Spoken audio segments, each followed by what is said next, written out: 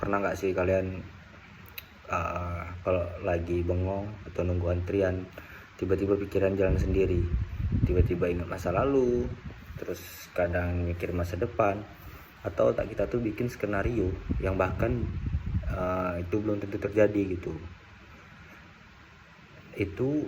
Itulah cara kerja otak. Nah, dalam sains kondisi ini tuh disebut mind wandering. Dan secara biologis ini terjadi karena ada jaringan otak yang aktif saat kita tidak fokus ke dunia luar. Namanya itu default mode network. Nah, sebenarnya pembahasan itu sudah sempat dibahas sama Bang Ferry. Mungkin kali ini dipermudah lagi mungkin agar ya mudah dipahamin. Oke, lanjut. Istilah ini itu dipopulerkan oleh ahli saraf Marcus Richel pada tahun 2001. Ia menemukan bahwa otak ternyata tetap aktif bahkan saat kita tidak sedang melakukan tugas apapun. Nah, jaringan ini tuh aktif pada saat kita melamun, kemudian mengingat masa lalu, membayangkan masa depan, dan berpikir tentang diri sendiri. Jadi kalau kalian bengong itu sebenarnya otak kalian itu sedang bekerja gitu. Nah, menariknya penelitian ini menunjukkan manusia itu menghabiskan setengah waktu sadarnya dalam kondisi ini gitu. Studi ini tuh dari Matthew Killingsworth dan Daniel T. Gilbert pada tahun 2010 dengan jurnal Science menemukan bahwa pikiran manusia itu sering dalam tanda kutip tidak berada di tempat ia berada secara fisik. Kalau default mode nih, kalau DMN terlalu dipenuhi pikiran negatif, kita bisa masuk ke ruminasi, memikirkan masalah berulang-ulang gitu.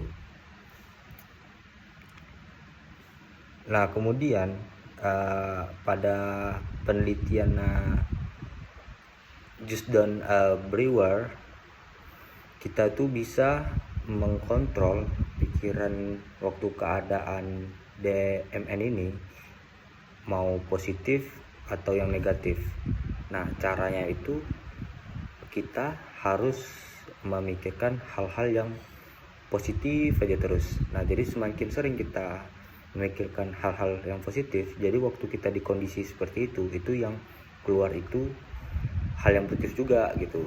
Dan itu relate gitu. Kadang kalau gue lagi bawa motor atau antri itu, jadi gue muncul ide-ide, dan ide-ide itu relate, dan itu mungkin gue biasanya tuh langsung catat biar nggak lupa di handphone atau buku catatan. Gue selalu ada buku catatan, jadi gue catat di situ gitu. Jadi kesimpulannya itu DMN ini dia itu bisa dilatih dan bisa kita kontrol gitu. Jadi cara kontrol itu dengan cara kita selalu berpikir tuh yang positive thinking aja gitu. Kalau misalnya kalian berpikiran negatif terus, yang keluar dari DNM ini ya yang negatif terus. Jadi yang ada